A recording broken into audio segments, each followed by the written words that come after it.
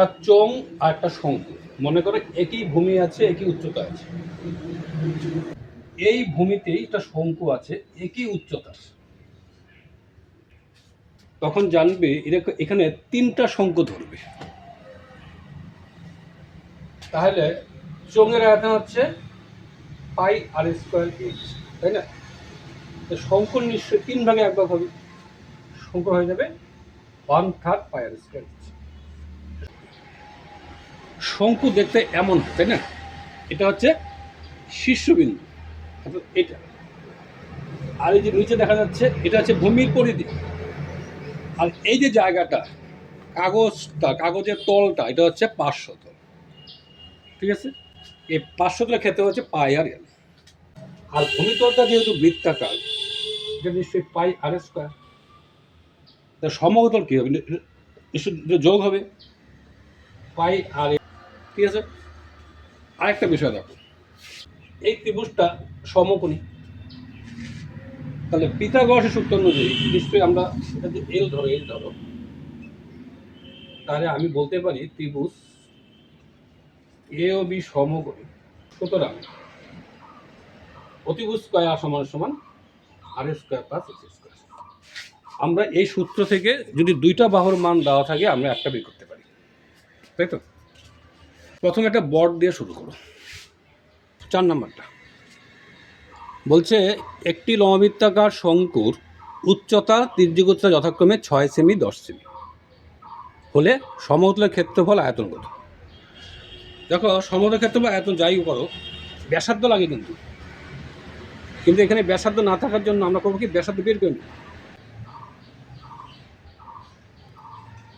মানে এই শঙ্কুটার বলছে উচ্চতা 6 সেমি,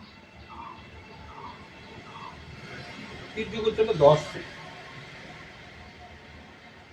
এবার আমি আয়তন বের করবো, সূত্র হচ্ছে 1/3 পাই আর স্কোয়ার। এখানে এসে আর এম একটা দেওয়া নেই, তখন এটাকে সমকোণী ধরে আমি আর এম বের করে নেব,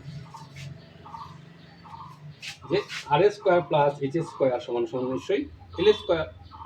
তাহলে আর স্কোয়ার প্লাস এইচ এর মানটা হচ্ছে 6,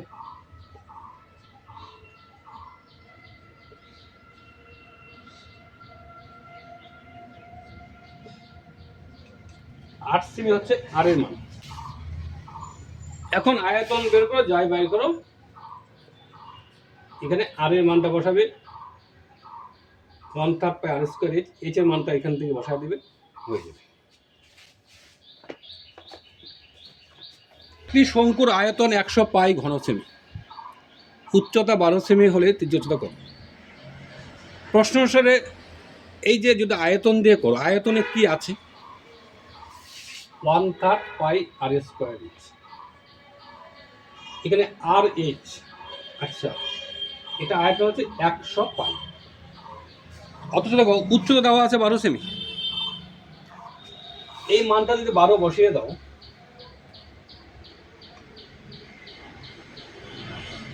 পাই পাই কেটে,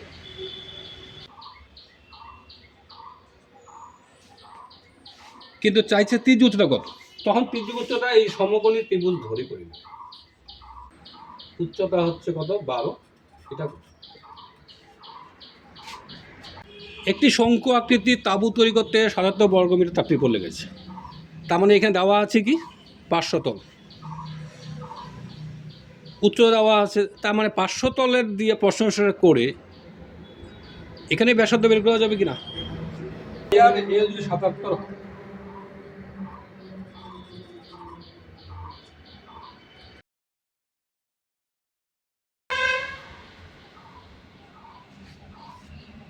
আর কত আসলো? 7/2, তাই না? এইবার ভূমিতলের ক্ষেত্রফল পাই আর স্কোয়ার, এখানে আর এর মানটা বসিয়ে দিবে। এটা বলছে ভূমির ব্যাস 21 মিটার, উচ্চতা এত মিটার, 500 তল রং করতে কত খরচ হবে? 500 তলটা বের করবে, অবশ্যই এইখান থেকে আমি তির্যক উচ্চতা বের করতে পারি। প্রথমে বের করবে তির্যক উচ্চতাটা, পরে 500 তল বের করবে, তারপরে 1 বর্গ মিটারের খরচ এত টাকা, পরে যত বের হবে তাতে খরচ কত। 8 নম্বর দেখো, বক্রতলে প্রতি বর্গ সেমি এত টাকা হিসাবে এত খরচ হয়। এটা মানে বোঝো তো, মানে এত টাকা খরচ হয় 1 বর্গ মিটারে, এত খরচ হয় কত বর্গ মিটারে? তাহলে 429/2.10, এটা কী বেরোচ্ছে? পার্শ্বদের ক্ষেত্রফল।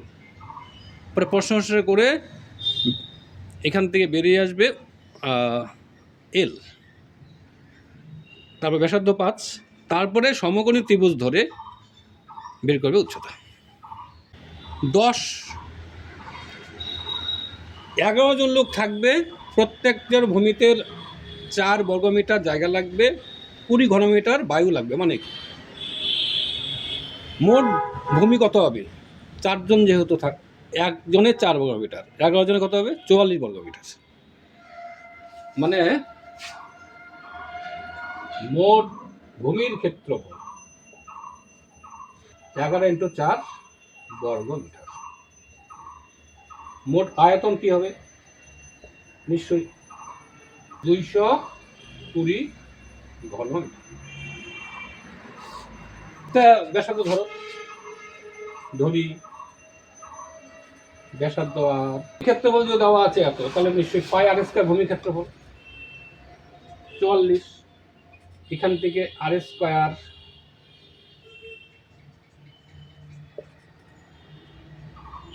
14। আয়তনে আসো, আবার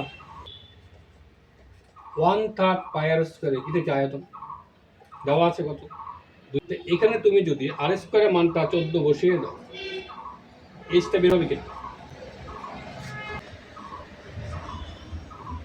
পরের দুটা নিজের চেষ্টা করো। শর্টগুলো জানবে অনেকটা চঙ্গের মতোই। এই যে আয়তনের অনুপাত দেওয়া আছে 1:4, ব্যাসার্ধের দৈর্ঘ্যের অনুপাত 4:5, উচ্চতার কত। এই যে আয়তন অনুপাত দেওয়া আছে, এই জায়গাগুলো ভাববে প্রশ্ন করা যায়, কারণ ব্যাসার্ধের দৈর্ঘ্য অনুপাতে তো প্রশ্ন হবে না, ব্যাসার্ধের কোনো সূত্র নেই।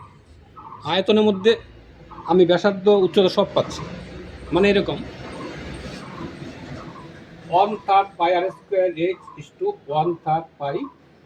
এখানে r1 r2 দিচ্ছি, কারণ ব্যাসার্ধ উচ্চতা আলাদা আছে। এইবার ব্যাসার্ধ বলা আছে অনুপাত 4:5। ধরি ব্যাসার্ধ যথাক্রমে 4x 5x, বসিয়ে দাও। 1/3 কারণ 4x²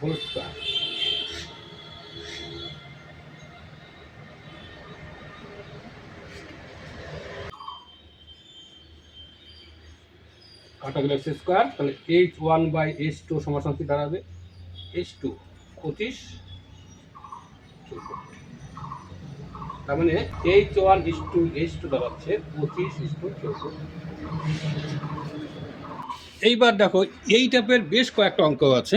এই যে ব্যাসার্ধ একই রেখে উচ্চতা দ্বিগুণ করলে, আবার বলছে ব্যাসার্ধ উচ্চতা উভয়ই দ্বিগুণ করলে, আবার বলছে ব্যাসার্ধ অর্ধেক উচ্চতা দ্বিগুণ করলে আয়তন কি পরিবর্তন হবে। এটা সব একই টাইপের অঙ্ক। প্রথমে ধরে নেবে, ধরি শঙ্কুটির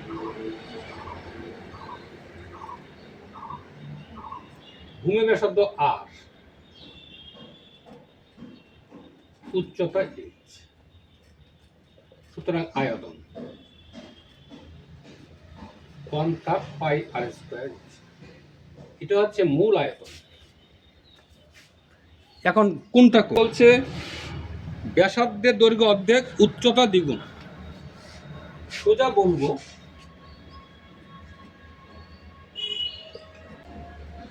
পরিবর্তিত আয়তন।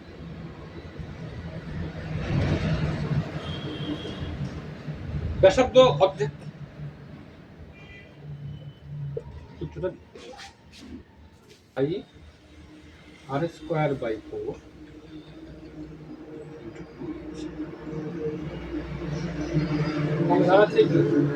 অর্ধেক হয় কিনা আরেকটা করবো, তাহলেই শেষ। তোমরা কিন্তু পরে বিভিন্ন বই দেখে নিও আর কিভাবে আসতে পারে। 14/2 পার্শ্বতলের ক্ষেত্রফল ভূমিতলের ক্ষেত্রফলের √5 গুণ। উচ্চতা ব্যাসার্ধ অনুপাত কত?